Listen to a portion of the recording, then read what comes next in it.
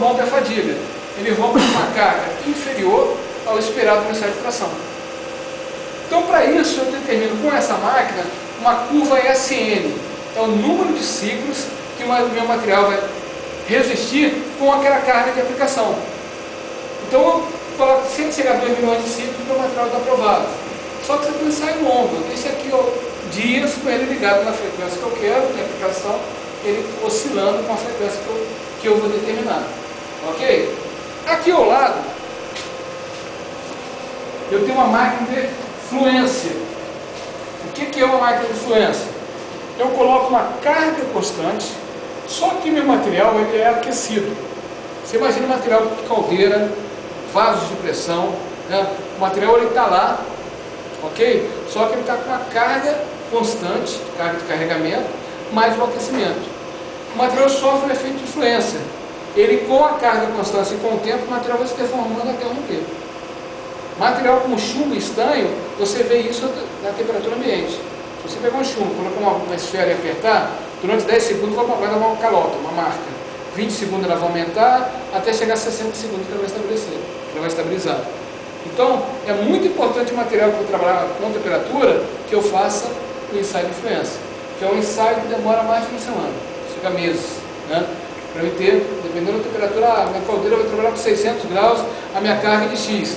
Eu coloco essa carga aqui e tenho uma ideia de como vai se comportar o material na fluência. Ok? Esta outra máquina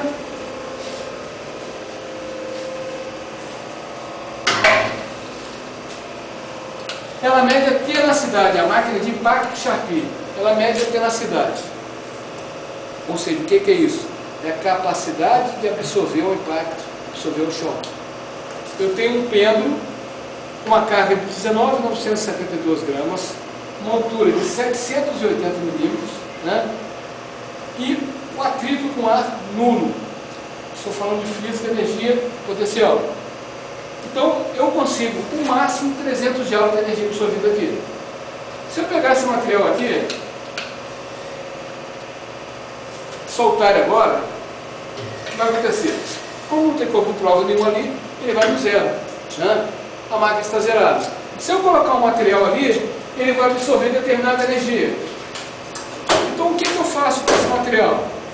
Todo mundo viu o Titanic, né? E também viu na Guerra Mundial que aquele navio partiu ao meio, porque não se preocupava com a tenacidade.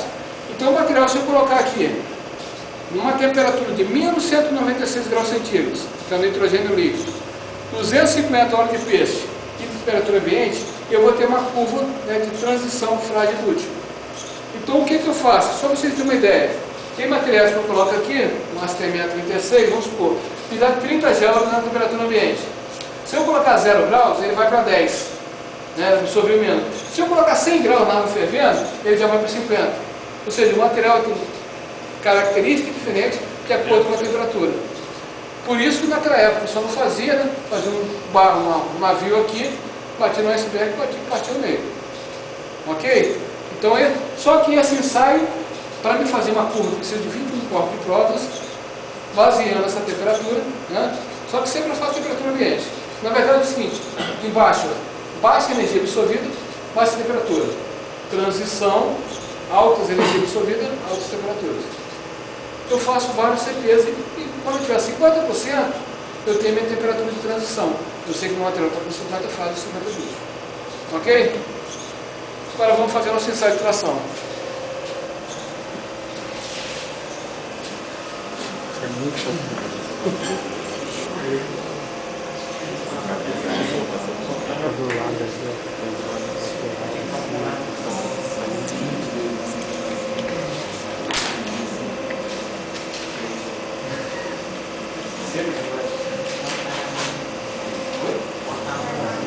Eu vou pegar, vou acabar essa ponta.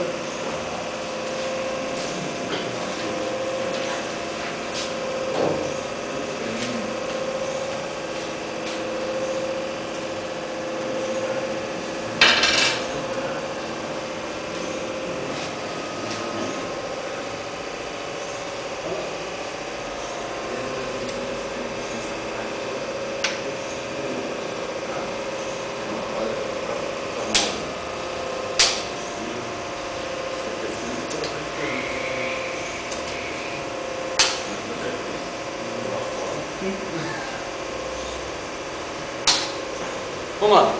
Agora eu vou fazer o estágio. Vou pegar esse CP aqui, né? Vou colocar na garra. Essa garra é tipo cunha.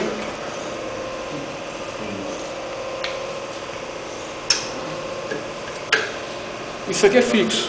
Só que eu tenho um motor aqui, né? Que ele me permite, de acordo com o corpo de prova, regular minha altura.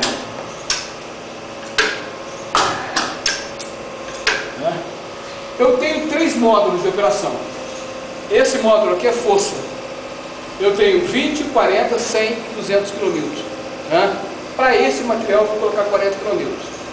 E tem o deslocamento desse transverso, que é aqui o deslocamento, que é o L, eu tenho de 10 a 200 milímetros.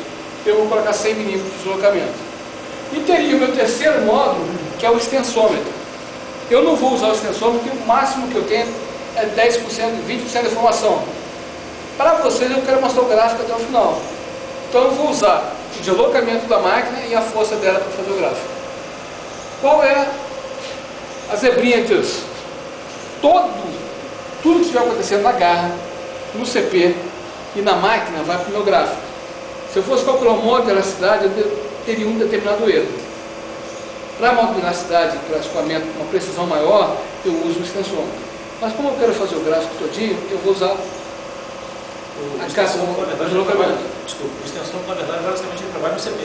Ele trabalha no ele só joga para o gráfico as deformações que tiver dentro do extensômetro.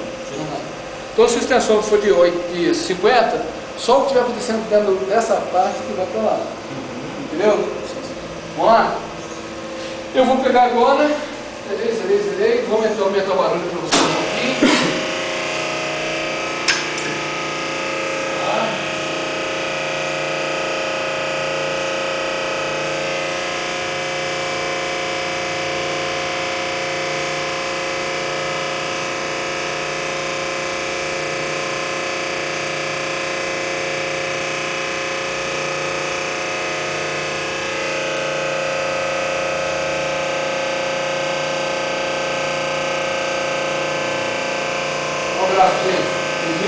Elástico, né? Vou ficar bem lento para vocês terem de precisão. E continua aqui uma reta, né? Se eu parar agora e tirar, ele volta para a dimensão normal.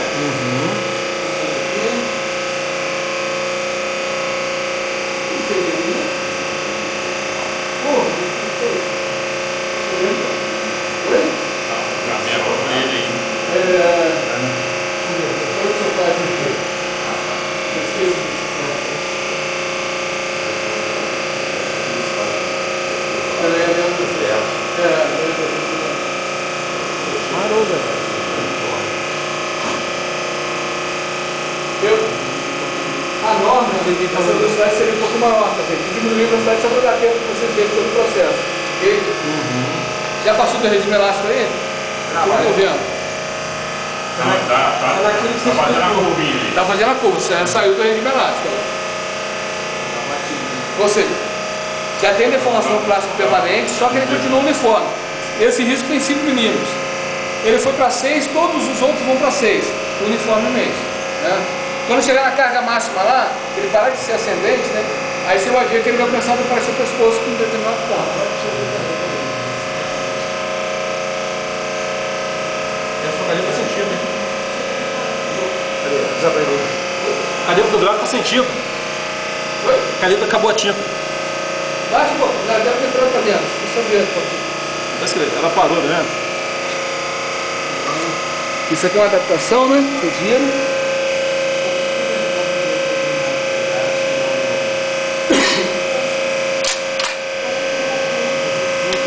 Vamos fazer isso agora. Já não está arriscando mesmo. Está arriscando.